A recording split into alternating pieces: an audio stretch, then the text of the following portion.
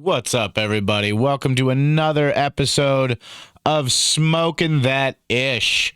I am your host, as always, Martimus, here giving you an unbiased view of marijuana, the marijuana industry in the South Dakota region, and other marijuana news. Today we're going to be covering. Amongst other things, today we're going to be covering the history of cannabis, which is most likely going to be at least a two-part series because the history of cannabis is rich and deep, long, crazy. Shout out to D Game Studios and the D Game 6923 podcast on YouTube for allowing us to use the studio. Of course, as always, I got Scruffy here with me, but he's just chilling on a couch, out of frame for right now. We're in talks of doing some new things with the studio, maybe rearranging it a little bit, making some more room in here. Other potential things. Like, share, subscribe, and comment. Don't forget to comment. Let your voice be heard, all right? I love to check those comments out. I'm not doing the comments so much today. I've gotten there were a lot of angry comments, from some people. And if there's not like a good discussion in there, if it's just like basically F you, but in different words, there's really no need to report on that or talk about that, I guess. And then, a lot of the nice messages I've gotten have been through like Instagram from a few people on there, and I appreciate those greatly. Those have been really nice. Also, shout out to my buddy from high school, Roscoe. It's his birthday today. While I record this, it will be past his birthday by the time he sees this. But happy birthday, dude. And hopefully everybody made it out of St. Patty's Day fine and well, and is back to work and not incarcerated, doing good,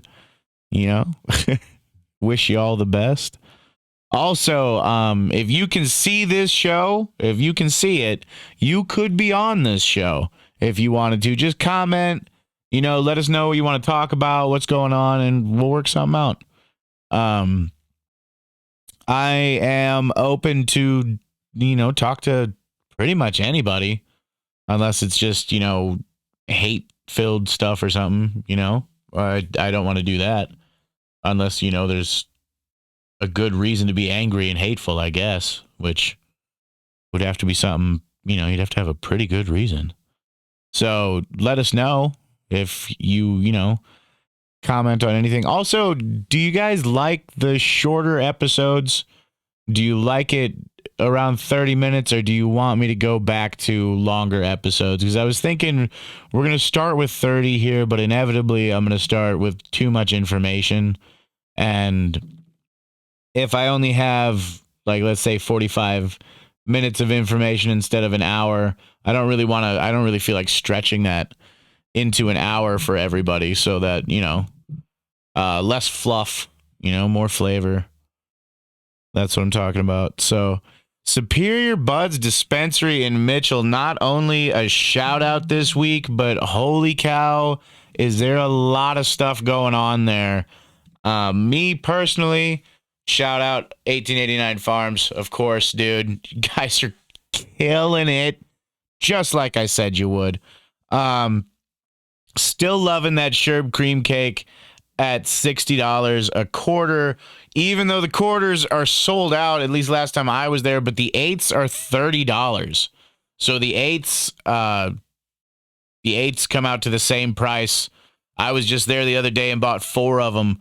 So get in and get those while you can. That Sherb cream cake is incredible. And if they ever get the flower of the Dante's Inferno in there, I will also be all over that. Along with Animal Mints is another great one that they have. I finally tried that Dante's Inferno cart, and it's nice. Good rips. And it's hard hitting. It's hard hitting, nice, good, solid rips. Hard hitting. My only criticism of it at all would be that they're a little harder to hit than the Sodak Select brand, but also that could just be the cart. And they on the other side, they also last slightly longer, at least in my experience, than the Sodak Select brand. So definitely give those a try if you like carts. There's Superior Buds has even higher high-end carts coming that should be coming soon. They'll cost slightly more than these, which I believe are $45, but these are, we're already at liquid diamonds. I don't know how much more pure we really got to get, but apparently there is better. So those will be coming hopefully soon. Keep an eye out for those. And I believe they're $45. The ones that are there right now are $45. My memory could serve me wrong. It has in the past. But they're, whatever the price, they're well worth it. Superior Buds has also updated the way, that they do deals with their new daily deal guide. They now have mix and match ounces that you can mix and match eighths into an ounce. You can do $200 ounces or you can do $250 ounces. The $200 ounces can include any eighth under $40. So if you're talking, let's say, just say $30 an eighth, 30 times 8, that's $240. You're getting it for $200 an ounce. So you're saving right there.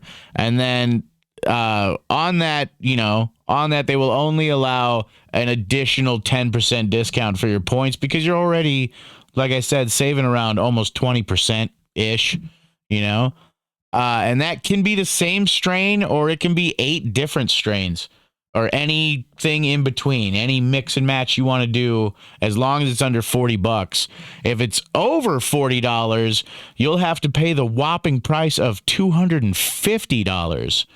Wow, that was so much. So if we do, over $40, so if we even do $50 an eighth, that's $400 down to $250. So you're saving like $150 an ounce there on the higher end stuff. So a great deal, and you get to try pretty much the whole store almost. I mean, I think they have more strains than that, but that's pretty close. So if you do want to mix and match 8 different ones, you'll be in for a good time. I mean, it's going to be a pretty magical time. And as always there at Superior Buds, veterans receive a 10% discount every day, anytime they're open. That's not all. But wait, there's more. Also, at Superior Buds, they have from Dakota Greens, the Black Afghani. I don't know if you're a fan of this show or if it's your first time tuning in. If it is, like, subscribe, share. But if you're a fan of the show, you remember me talking about this on season 1 last year. I was expecting this bud to come out sometime around Halloween, and I never got my hands on it. I don't know if it just didn't come out or if something happened or if it came out and I just never saw it. I don't know. But the Black Afghani from Dakota Green is available, and I haven't gotten any yet, but I did check it out while I was there because, like I said, I'm still smoking that Sherb cream cake because it's so damn good. But I will definitely be trying this. Probably you'll see this on the next episode, probably. The Black Afghani, not only is it there with these it's smaller little popcorn nugs, but it stinks, dude. It stinks to the high heavens, dude. It smells so strong, man. And it is, drum roll, it is $99 an ounce plus tax, dude, at Superior Buds. Try to save me one, you guys. Try to save me one so I can get one this upcoming weekend for the show. Because $99 an ounce, dude. There's no reason not to go legit anymore. Everybody used to say price is this and price is that. There's no reason to not. If you have a legit medical reason, excuse me, lung disease, sorry. But if you have a legit medical reason, there's no reason not to go legit and stop buying stuff off the street. I mean, $99 an ounce plus a little bit of tax.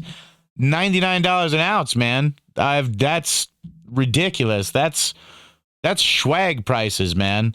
That's really, really, really good price. And this ain't swag, buddy. This is really nice looking buds. I'll have a much more in-depth review coming next week on the show, but I suggest you get in there and check that out because it smelled like it hits hard. I don't know why it's 99 an ounce, but I'm going to take advantage of that. And then one more thing from Superior Buds, now available at Superior Buds. They have from Lifted Labs. I don't know who Lifted Labs is exactly. I know that they use Pure Bliss products, but I'm not sure who Lifted Labs is. I'm sorry. I didn't take the extra time to research that. I did. I got into this game called Homefront, The Revolution. It's an older game for Xbox, and I think it was one of those games that was rushed, and it was trash when it came out. But after they patched it up and fixed it, it's not a bad game. I had a pretty good time. It involves you're a resistance fighter, and the U.S. has been taken over by North Korea. And you got to do all these crazy missions and stuff to, try and free Philadelphia, of all places, which is pretty sick because you don't get to do a lot of stuff, around Philly. So I thought it was pretty cool. I got into it a little bit hard, on top of, Diablo 2. The resurrected version of that is incredible, absolutely sick. Big fan of that, and between those two things, 5 kids, job, scruffy, and, trying to keep my girlfriend at least content, I did not research Lifted Labs and where they were, but I found out who they use. They use Pure Bliss products. So, I mean, wherever they're located, whoever it is, it's got to be pretty solid, right? And they have, for the announcement, did I stretch it out enough? Was that enough suspense for you? They have 20-pack 476 milligram and 472 milligram bags of gummy edibles. That's right. If you eat a whole bag, you could have a fucking good time for a couple days. Most of you probably would have to call into work. But, I mean, if you're a long-time patient like myself, you could probably eat that bag and have a good couple of days. But those are finally real edibles available. And if you're not used to taking edibles, I do not recommend eating a whole pack of any edibles. Try one, wait 45 minutes, try another one, wait like 2 hours. All right. Watermelon and blueberry flavors are available. They are $85 a bag, but that is not bad. The other ones, the 97 milligram containing 10 gummy packs are down to, some of them are down to $25 a bag there at Superior Buds. So $85 a bag, dude. Get in there, check those out. Those should also be getting reviewed on the next episode. And if I have Boo Bear with me, my partner in crime, if she is with me and she is driving, I will try some of those and we'll see how the show goes. All right? We'll have a good time. I know I promised to do a gram of the Rick Simpson oil I think on the finale of the first season. So we're working up to that still. We're getting there. Gotta have a driver, always want to stay safe. Don't get fucked up on anything and drive. Don't ruin it, Don't ruin it for everybody. You're going to mess up the cause. And then moving on, finally, from Superior Buds. That's a big shout out, dude, for the week. You guys should be happy over there. Cloud9 in Mitchell with the vapes and, get in there and get whatever you can before the Delta 8 or whatever is illegal as shit. And you can't get whatever stuff you use. That stuff, I think, is all crazy on sale because they're changing that. That goes into effect. I think that actually got passed. It goes into effect later. I don't know. Hopefully after this episode comes out. So get in there and check that stuff out. They got awesome tapestries, all kinds of stuff, anything you really need. Incense. They got amazing glass pieces from all kinds of local and regional glass blowers. You should really go in there and check it out. It's a great place. My girlfriend recently has got her pod thing broke. Like right after she got the new pod for it, she burned the coil out of it, and she got all mad, and so she doesn't want to use that. So she switched to these disposables. It's been a long time since she bought a disposable. She was using like Elf bars back in the day. And now she tried one of those Raz 9000 puff vapes. And those are $25, ish with tax. I think they're actually a little bit less at Cloud9. And they have a lot of flavors. They have really cool designs and stuff that go off on the screen when you're using it. She seemed really happy with it, and she liked them so much that she doesn't even want to try and fix her thing right now. She wants to just use those. So those Raz 9000 puff vapes, dude, check them out at Cloud9. And then, of course, use them responsibly. But vapes are 95% safer than cigarettes. So you go ahead and if you're going to do one or the other, for the love of God, vape. All right. Now, here we go. Finally, we're going to get in. We're just going to get as far into this as we can today before we hit that sweet, weekly TV episode time limit-ish that we're doing. It puts less pressure on me to try and pump out so much. I'm still doing therapy still. This is still a work in progress and probably always will be. So, yeah, we'll build with time, everybody, if you can be patient. But let me know what you think about the episodes either way. Finally, the history of cannabis, and I knew this was going to be a long one, so I automatically named it The History of Cannabis, Part 1. Cannabis. Sweet, sweet Chiba. Cannabis has been used by humans since at least the 3rd millennium BC, according to written history. But based on archaeological evidence, human use of cannabis could date back as far as 8,000 BC. That's over 10,000 years, yo. And that's just what we know so far. That's, discoveries are made every year, all the time.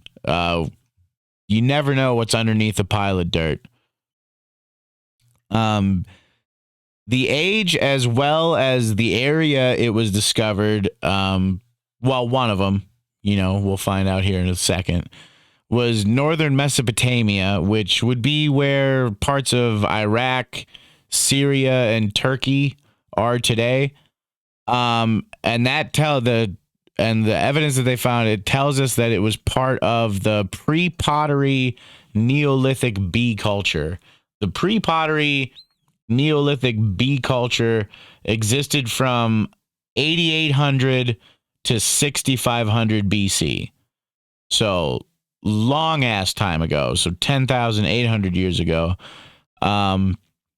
To give you an idea, that's when we started to get the first towns, cities, the first big towns. We really solidified our reliance on the domestication of animals, for food instead of hunting and gathering. Um, and we developed a much improved flint tool with a better core, far improving our ability to use fire as a tool. And that's when we started pyromancy, which isn't, it's working with fire, not shooting it out of your fucking hands. Or maybe it was. What the hell do I know? I wasn't there. This is also when humans switched to a more rectangular style of a building instead of a round or dome-shaped house. We started to build more rectangular styled homes. So big things happening for humans all over the face of the earth. And cannabis was used for its fibers and as a food source. And this is what I was talking about earlier. This was in Japan around the same time. Assuming that's what it was used for in Mesopotamia as well. It doesn't. I used Wikipedia mostly for my research, and it doesn't really go into too much of that. And I could dive way too far into any of the pathways that lead off of this history of cannabis. So I tried to keep it on this main path and not go too crazy. All right.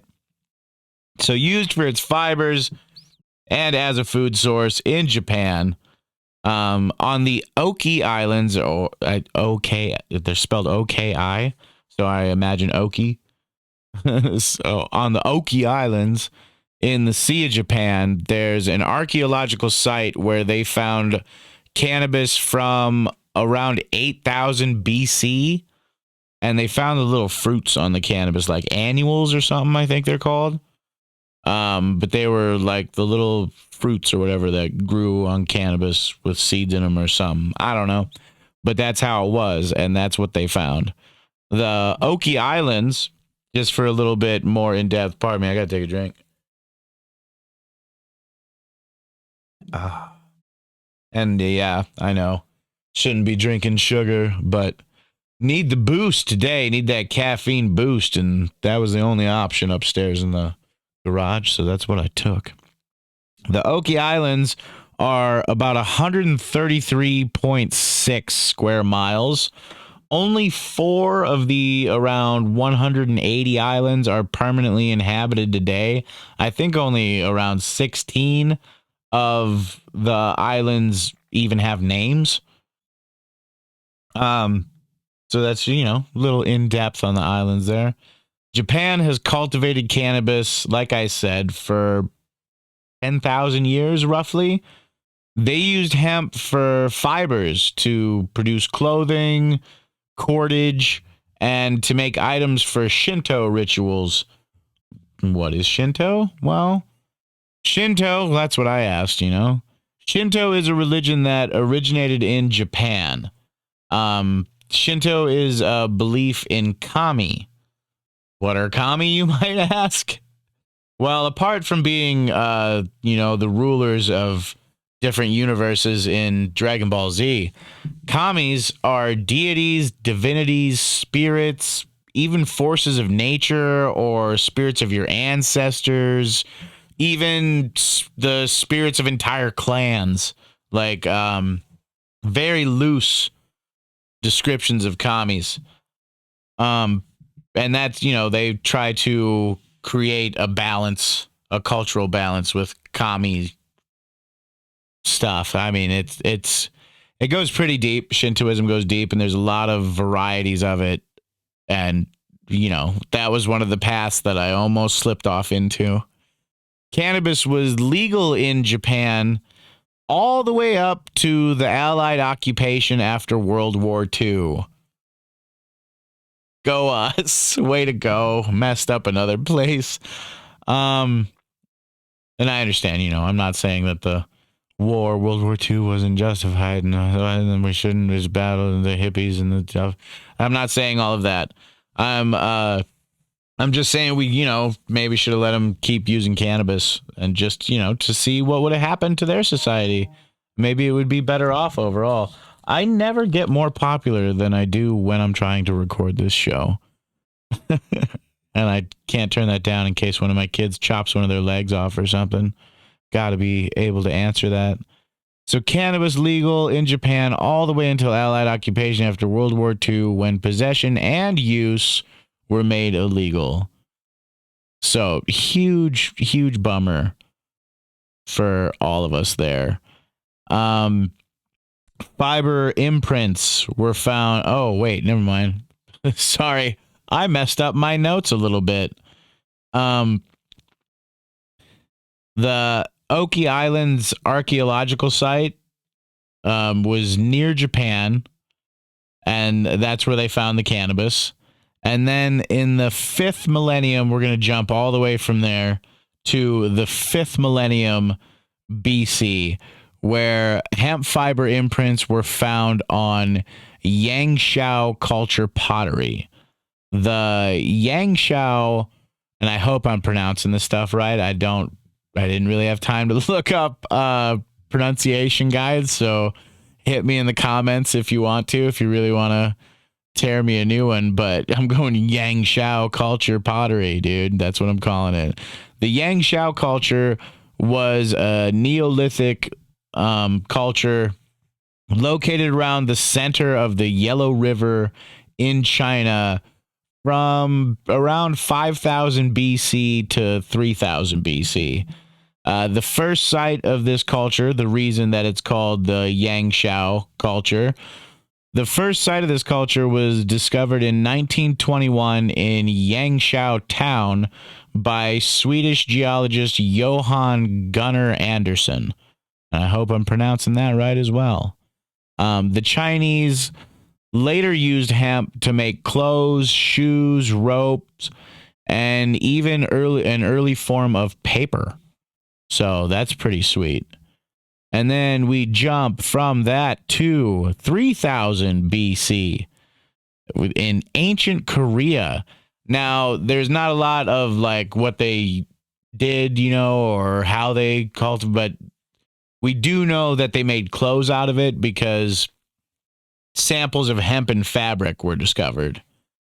And after that, we will move to the 21st century BC to around the 14th century BC, the time of the ancient Assyrians, another Mesopotamian civilization, which also used cannabis. They called cannabis, now this is spelled Qunabu, and the second one is Qunubu. They called it, and I'm going to call it this. They called it Kunabu and Kunubu, which could mean, they're not entirely sure, but could mean a way to produce smoke. And those two words could potentially be the origin of the word cannabis. So there's that too. And then after we're moving on into ancient India. The Hindus in ancient India, they used hemp, but they called it ganja. And that's in Sanskrit, which is a sacred language of Hinduism. They used bhang, which is an edible preparation using cannabis leaves. There's even bhang or it's spelled B-H-A-N-G, bhang. Bhang shops and drinks infused with bhang. The Vedas or Vedas, I'm not sure how to pronounce that either, but the Vedas or Vedas, a large body of religious texts that originated in ancient India, that mentions soma. And soma is a ritual drink made by extracting the juice of a plant. Which plant is still debated by scholars today, but some scholars believe the plant was cannabis. And that right there is where we're going to pause today, because I do believe we're going to jump back to around 2000 BC right after that. And, we're going to jump into cannabis's spread around the globe, more about when people started smoking cannabis, which you might be surprised by how long it took for people to start smoking cannabis.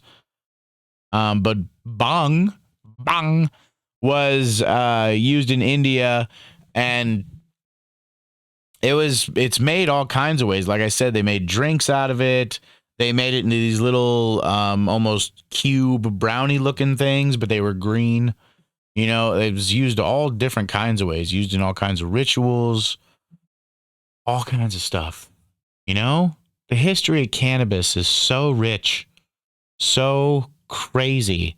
And also, after we talk about the global spread of cannabis, we're going to get into the criminalization of cannabis. And like I said, this could end up being a 2, 3, maybe even a 4-part series, all talking about the history of cannabis. And hopefully you guys are enjoying this. I look forward to reading your comments.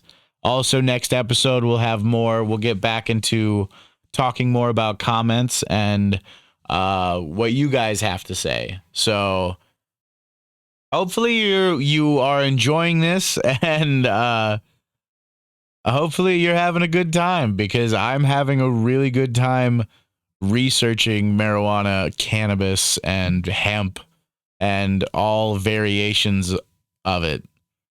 It's really fun to do with my free time, which is very little some days.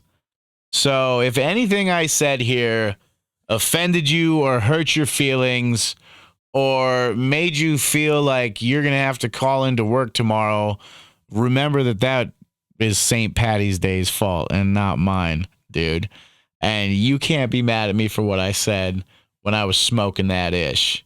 You guys have a good time, man. Treat each other kindly and be kind to yourself. I'll see you next week.